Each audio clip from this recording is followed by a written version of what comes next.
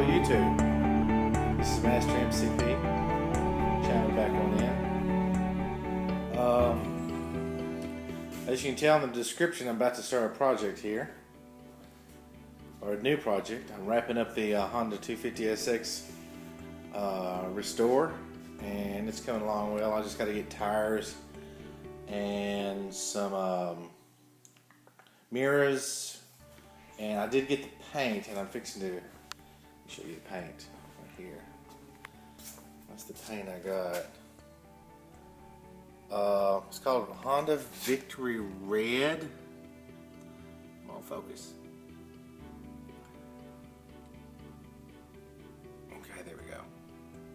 And that was around 35 bucks just to get that, but it should match up straight up. I know the Rust-Oleum was pretty close, but I just couldn't get a good coat with it. I tried the tank 2 or 3 times and it just wouldn't take. But I'm hoping that this is a better quality paint, that is. My second project is sitting right here beside me. It's actually my dad's.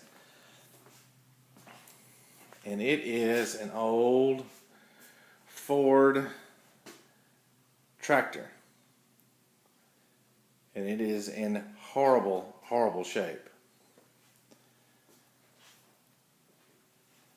It is not a Ford 2000. Even though that's on the hood, it's not. There's a story behind that. Long ago, when we moved to where I was raised, Daddy, well, it was on the farm that Daddy was raised on, and we needed a tractor. And Daddy decided to buy one from a neighbor. And at that time, and it was, I think, 1980 or 79. I'm not really sure the year, because I was around 4 or 5 when he got this. He paid $3,000. Now, today, $3,000 is a lot of money. But back then, to us, it was a fortune. But it wasn't just the tractor alone. It came with 5 implements, or 4. It had a disc, a 2-bottom breaking plow, cultivator, a hair, and a blade. I think that was it. Yeah, I think that's what he got with the deal. And he was told that this is a Ford 2065 model, or 64, sorry. The last year, I believe they made this body style with that engine in it. And I think this went on from 53 with the Jubilee up to 64. This is after the N-Series. The N-Series tractors, which was 9N, 2N, then 8N. One of the longest running series Ford ever had in a tractor, or a little tractor anyway. So you can see that this has not been in the shop. It's been outside. It hasn't ran in 2 years. And Daddy needs it running. I've been meaning to get on this project for a while. But actually, and you can't see it, there's a number right here. I don't know if you can make that out. You can barely see. You look for the 640, and then it's got a serial number. So this tractor actually is a Ford 640. 4-speed. 3-point hitch. No live PTO. It has the 134 4-cylinder engine in it, gas burner. I think they called it the Red Tiger engine, but this was a very popular engine. They built a bunch of these, and I'm not going to run the tractor down or complain about it or say that it was a bad tractor, because it wasn't. For many years, this is all my dad had on his. We had a 40-acre farm, and this is what he farmed with. Later on came my uncle, and he had a big Alice Chambers. I think it was like a 180 or a 190. It was huge. It was huge. And when it was running, it was a good tractor. But this guy right here never laid down on us. While the AC was always getting, it was overheating or overall or whatever was going on with it, this one kept on going. And in fact, sometimes when the AC would get stuck, this one would help pull it out. These are, it's supposed to be gray and red. I know there's not much red on there, you can tell. But these are what's called, notice the plate's gone. My dad still has the plate. But I think this hood came off of a 2000. And my neighbor, or my dad's neighbor, told him it was a 64 model or 65. And sold him a tractor that wasn't nearly as new as he thought it was. I think that's why he charged him so high of a price. Which, that's the way some people are. Some people still are. So, for my dad's sake, and he spent years and years on it. I remember when I was really young playing on this thing. It's the instrument cluster. It's not really much to it. Sorry for that. Here's your hour meter with your RPMs, temperature gauge, volts, and if you can barely see it, it's so messed up, oil pressure. That stuff hadn't worked in 20 years. And if you were sharp enough to catch that it has an alternator on it, think that works? No, it hadn't worked in years either. Once you put a battery on it and the battery goes dead, the tractor won't run. That's where it gets its charge from. It doesn't generate. Daddy has a charger that he charges the batteries up. Starter button doesn't work. He usually just stuck a screwdriver on the solenoid. Daddy just did enough to get by. And he was of that generation, not to complain, just to make do. When he was growing up, his grandfather, my grandfather and his dad had what was called the old 8N. And it was a flathead four-cylinder. And he hated that tractor. He said it was breaking down all the time. It's more of an antique tractor, type of a Model T than this one. This is more the 50s style tractor. Anyway, so this is my next project. Daddy did have it overhauled in the late 80s. Come to find out that the crank had been turned 30,000 over, which is already the maximum. The guy who worked on it said the cam lobes were almost worn all the way down to put a new cam in it ASAP. Daddy didn't have the money, he couldn't do it. And he still never did it. This thing will not start. I don't know what's wrong with it. It's not locked up. It's not seized up. It was full of oil. All the fluids were still in it. They were low. As you can tell right there, I'm going to have to work on the steering box. See that play in the steering? Boom. And that's when it hits. You see how the steering wheel goes up and down? Yeah, that's way, way, way uncool. When the wheels, I'm sitting there steering it like this, and the wheels aren't even moving. Look at that.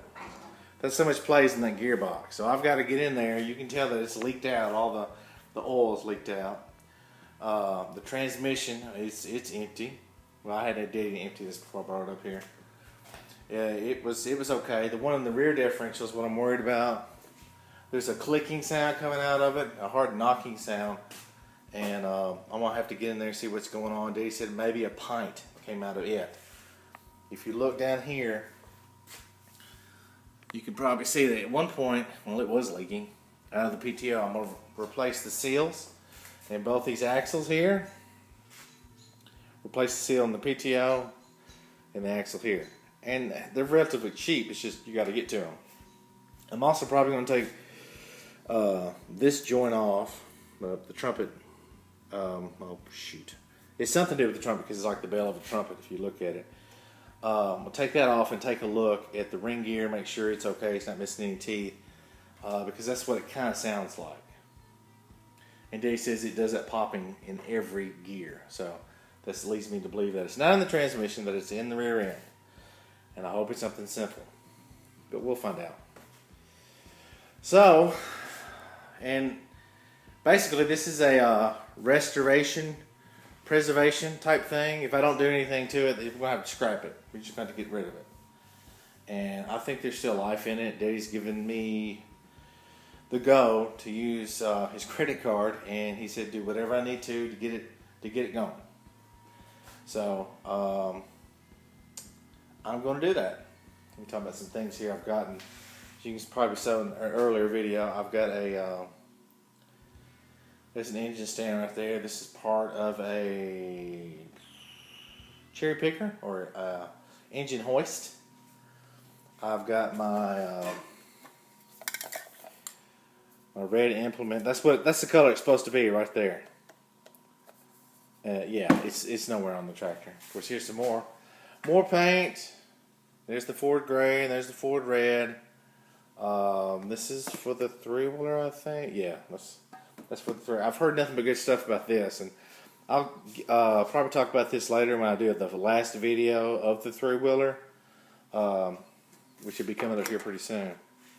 Now, I've got lights that I'm going to put on the tractor. Daddy will primarily be using this. He doesn't farm anymore, but he does do bush hogging. And it's a few acres. Some of it I'm cutting with my Hustler.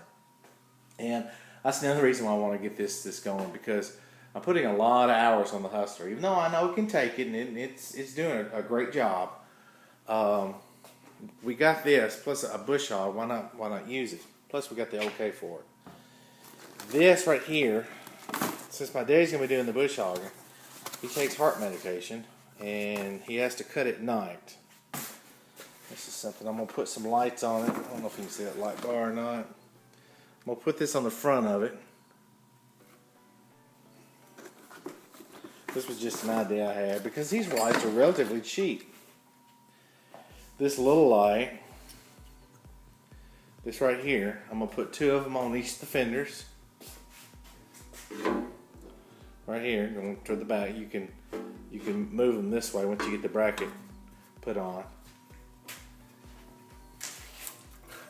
Another one right here, and 2 going in the front. And the reason why, because I want Daddy to be able to cut during the night when it's cool. During those hot summer days, he doesn't have to worry about being so hot, and he'll be able to see everything. These lights are like super mega bright, and they're cheap. I mean, they're not free, but they're cheap. And here's why I'm saying they're cheap.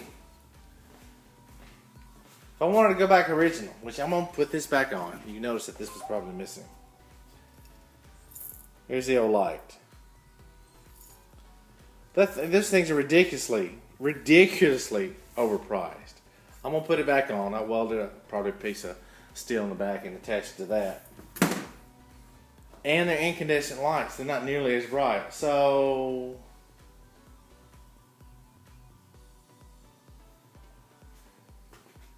yeah, I'm sorry. I was reading a text. My bad. So yeah, this thing is not too big. And if you want to do some mechanicking, some basic mechanicking, this is a good way to start if you're past the lawnmower phase. Very easy to work on. Everything's open. And I'll be not going through step by step showing you what's going on, but I'll give you an update of how the progress I'm making on this thing. I'm going to do a lot of cleaning and painting and restorating, and yeah, everything in the engine is going to be replaced. So I've got to order those parts. It's probably going to cost around $2,500 to get this in condition that I want it in, and the condition will be Daddy will be able to go outside and start it any time of the year that he wants to. And it's got a place. He did build a shed for it, and then it quit working. So, well, the first thing I took off was the battery, and the next thing I'm fixing to take off right now is the hood and the fenders. So let's get to it.